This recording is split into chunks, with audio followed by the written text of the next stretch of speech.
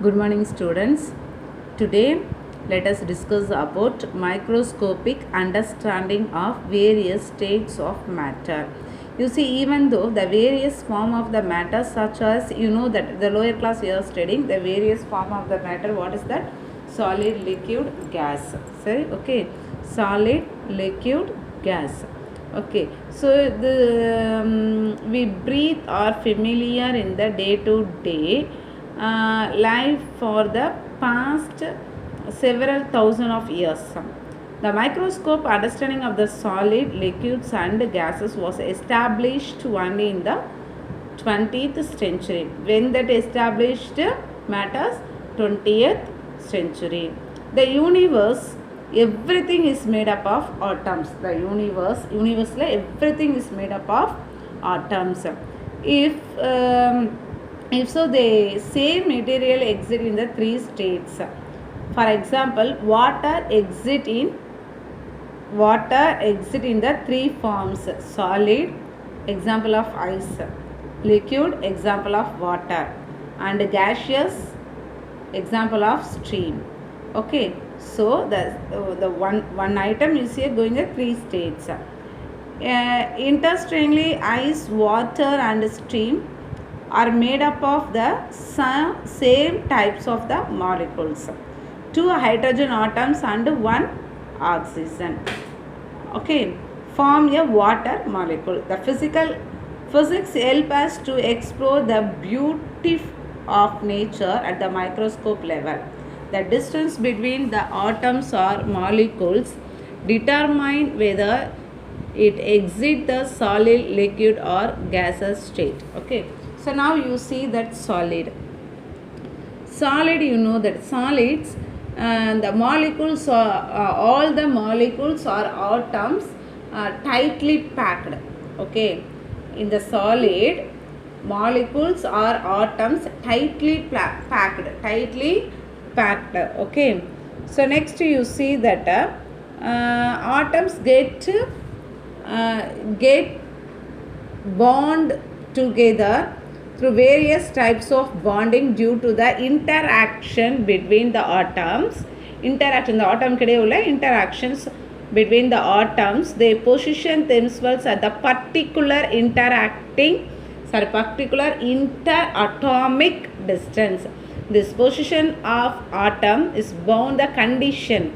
It's called the mean position. Okay, so next one, liquid is a loosely packed to the molecules or atom in the liquid. Okay, so you see that whenever exceed the energy such as the heat, it will remaining as a solid due to the bonding between the atoms. When heated, atoms of the solid receive thermal energy and vibrate about their mean position. When the solids are heated above the melting point, the heat energy will break the bonding between atoms. When the highest level of the heating the solid, what happens? It's breaking to the bond energy. Okay, so next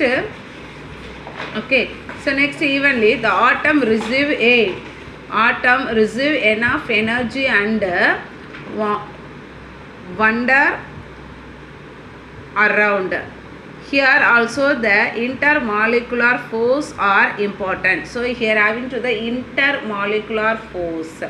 Okay, but the molecules will have enough energy to move around, which makes the structure mobile. Okay, so next one, gas is a heavily loose to pack atoms in the gas. Okay, so when a liquid is heated at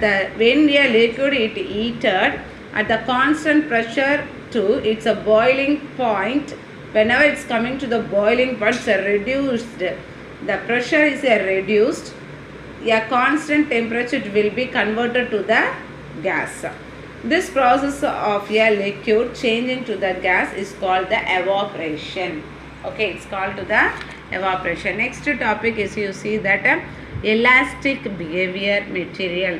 You see solid, you take the one rubber band, this is a solid. What you are giving? Some of the force apply on the rubber band. Okay, what you are doing, you are pulling that rubber band. What after the stretched your rubber band, your hand having one rubber band, what you are doing, you have stretched that rubber band. After you have to leave it, you have stopped that force, means what happened, the rubber band again coming to the old position, again it's coming to the old position. Okay, this is the elastic behavior of the material. You see, if your body regain its original shape and size after the removal of the deforming force, it is said to be elastic, and the property is called elasticity. The force which changes the size or shape of the body is called a deforming force. What is the deforming force now? When the force applying to the object and that object size, length is changing, means that is we are said to be deforming force. Okay, I understood. So next one, plasticity. If your body does not regain in the original shape and size after the removal the deforming force, it's said to be the plastic body, and the property is called the plasticity. Example of glass. Okay, so next you see that stress and strain. Stress and strain. Stress, what is the stress? When a force is applied, the size or shape or both may change due to the change in the relative position. So the position is a change of atoms or molecules. This deformation may not be noticeable to naked eye. Okay, it is not noticeable to the naked eye, but it exists in the material itself. When a body is subjected to such a deforming force, internal force is developed in it. It's called the restoring force. So when the deforming force applying, that times the internal force also the interacting. Okay, so this is called the stress. So stress is a sigma equivalent to force by area. So F equivalent to A. It is a unit. Stress unit is a meter by second square. The dimension ml power of -1 T minus 2. Okay. So next the longitudinal stress and shearing stress. So let us consider to, you see that this picture is all the side it's applying to the force. This body all the side applying to the force, some of the external force, some of the internal force. Let we consider the body shown in the figure. When many force act on the system, the center of mass remaining at the rest. So the center of motion is remaining at the rest. However, the body get the deformed due to this force, and so the internal force appearing. Let del A. So you see that this portion is a del A with the cross section area of the body. The parts of the body on the two sides of del A, external internal force. So external internal force is the external force, is the internal force. So on each other which due to the deformation. The force can be resolved in the two component. It's a force resolved in the two component, Fn and Ft. Okay, so that is a two component. One is a normal, another one is a tangent. The normal stress or tangentidal stress, we are called the normal or tangentidal stress. Over the area is defined as I in equal to Fn by del A. So this is similarly the tangential stress or shearing stress T equal to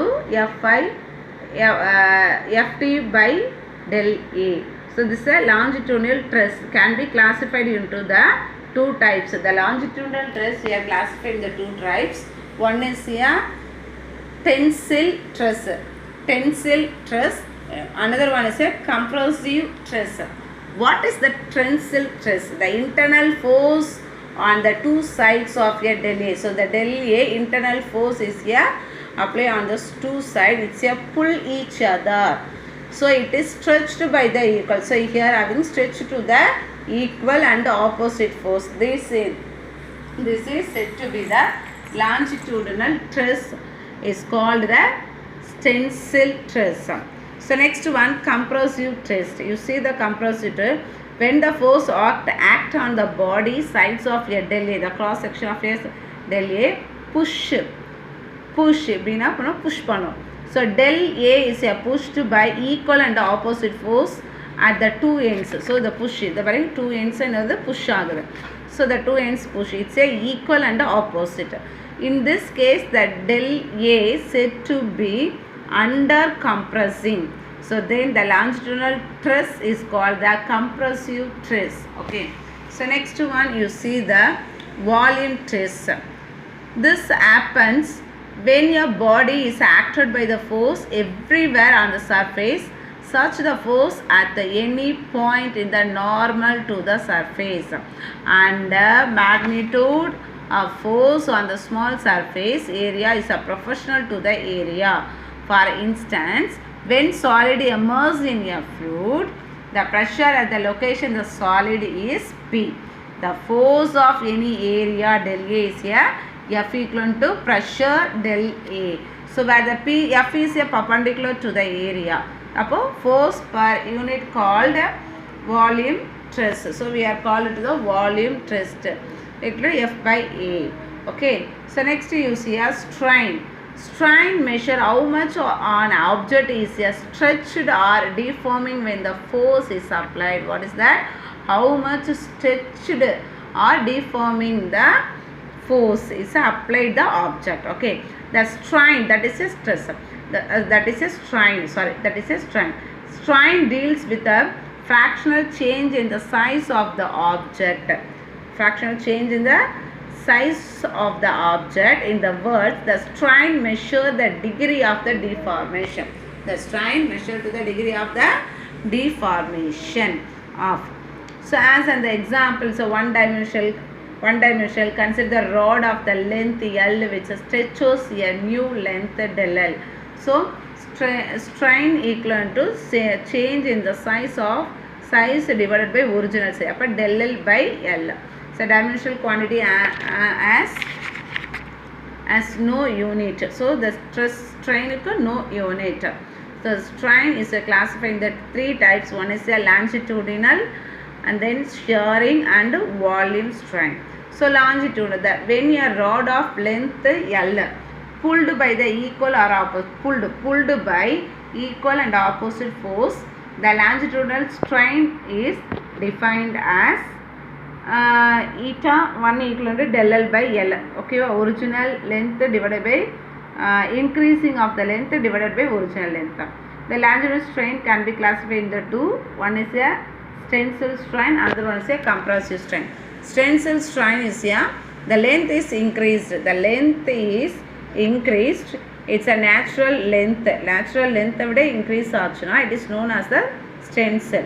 Okay, the length is a natural length and the length decrease aachuna, that is a compressive. Okay, so next you see the shearing strain.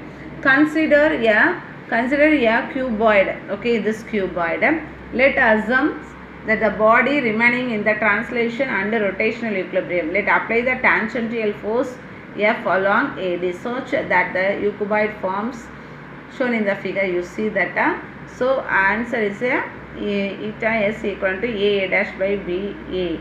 So x equal to H equal to tan theta. So tan theta values is similar to the theta. So here apply to the theta. Theta equal to x by h is the angle of shearing. So next one, volume strain.